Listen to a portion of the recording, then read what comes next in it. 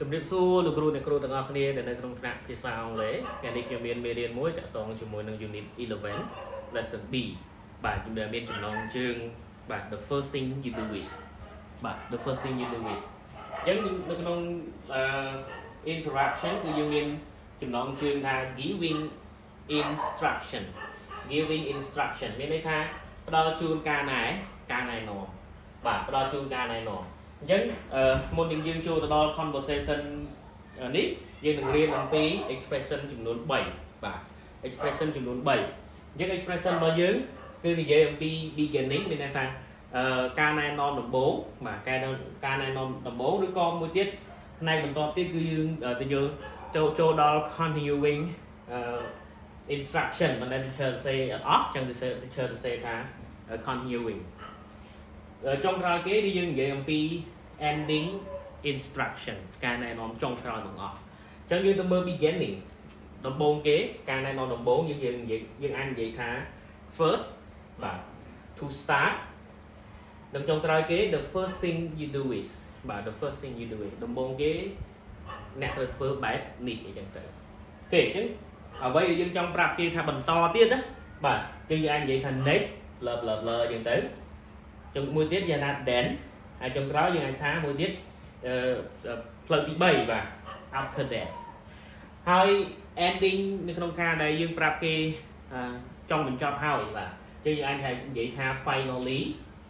to finish នៅចុងក្រោយដាក់ថា the last thing you do is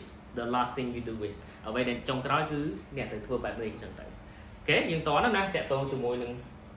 ទាំងសោមទាំង3ដែលគេប្រាប់អំពីការចាប់ផ្ដើមប្រាប់អំពីការបន្តនិងការប្រាប់អំពីការបញ្ចប់បាទតោះឥឡូវយើងទៅមើលRoger ជាមួយនឹង Diana គាត់បានសន្ទនាគ្នាតាក់ទងជាមួយនឹង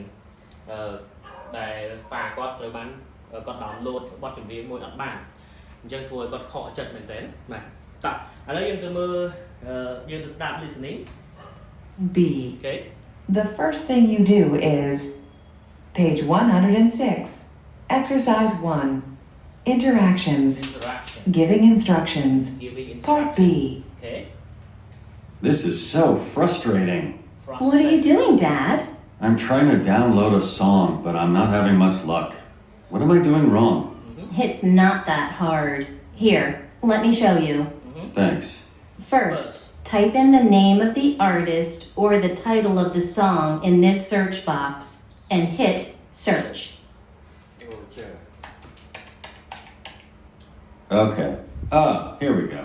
Next, choose the song you want and click download. Download. Oh, look at that. It's so fast. Is that it? Well, no. Finally, click play. Finally click play អូខេអរគុណច្រើនសម្រាប់ការដែលយើងបាន listening នៅក្នុង struct របស់យើងដល់ឥឡូវយើងឈានចូលការដែល translate ណាបកប្រែថាតើអត្ថន័យដែលគាត់និយាយហ្នឹងបែបមានន័យយ៉ាងម៉េចខ្លះអញ្ចឹង Roger គឺជាឪពុកគាត់និយាយថា this is so frustrating មានន័យថាសេចក្តីខកចិត្តឬក៏គួរឲ្យខកចិត្តណាអញ្ចឹងឡើយនេះ frustrating ខកចិត្តបាទតឹងចិត្តមែនតើថា download ថាចុច play ទៅបានទៅចឹងទៅឡើងចឹងកូនបានមកដល់ដែរណា What are you doing Dad តើប៉ាកំពុងធ្វើអីបាទ I am ឬក៏ am trying to download a song បាទប៉ាយើងam ហ្នឹងគឺស្មើនឹងប៉ាហើយព្រោះដោយសារថានេះពីរអ្នកគាត់គឺជាឪពុកនិងកូនប៉ាកំពុងតែព្យាយាមទាញយកបទចម្រៀងមួយ but am not having much luck ប៉ុន្តែប៉ាដូចគ្មានសំណាងសោះបាទបើយើងនិយាយមែនតើទៅដូចជាធ្វើមិនបានសោះអញ្ចឹងទៅ What am I doing បាទ What am I doing wrong តើប៉ាធ្វើអីខុសមែនបាទ It's not that hard វាអត់មានអីពិបាកសោះប៉ា Here let me show you នេះចាំមើលកូនជួយប្រាប់ប៉ាអញ្ចឹងទៅអរគុណទេកូនអូខេអញ្ចឹងដំបូងគេ beginning គឺគេប្រើពាក្យអីគេបាទល្អណាស់គឺគេប្រើពាក្យ first បាទ first ដំបូងគេបាទគេ type in the name of the artist អញ្ចឹងប៉ាសូមវាយឈ្មោះសិល្បករហ្នឹងទៅបាទ artist ហ្នឹងទៅតារាសម្ដែងហ្នឹងទៅ or the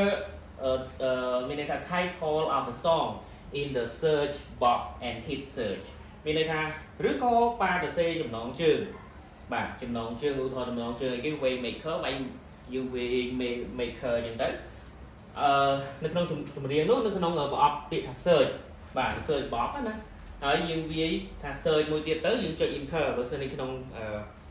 keyboard ណាយើងចុច enter ទៅវានឹងចេញបទនឹងមកអញ្ចឹងហើយ Roger ក៏និយាយថា okay here we go អូ okay មានដំណើរការហើយតានេះអូខេតោះឥឡូវចូលដល់ជំហានបន្តទៀតតែគាត់បានស្ដាប់ហើយនៅទេអញ្ចឹងជំហានបន្ទាប់គឺជំហានបន្ទាប់គឺ continuing មានន័យថាយើងប្រើពាក្យអីគេ next អញ្ចឹងកន្លែង next នេះយើងអាចដូរពាក្យទាំងអស់ហ្នឹងបានមួយណាក៏បានដែរ then ក៏បានដែរ next choose the song you want and click download អញ្ចឹងបន្ទាប់ទៀតសូមជ្រើសរើសរបបចម្រៀងដែលអ្នកឬក៏ដែលប៉ាចង់បានហើយសូមចុច click ទៅលើពាក្យ download អញ្ចឹងទៅអញ្ចឹងសម័យមុនគេ download សម័យយើងនេះគឺ play យកមកអស់លុយទៅចូលការអញ្ចឹងទៅ Roger គឺថា oh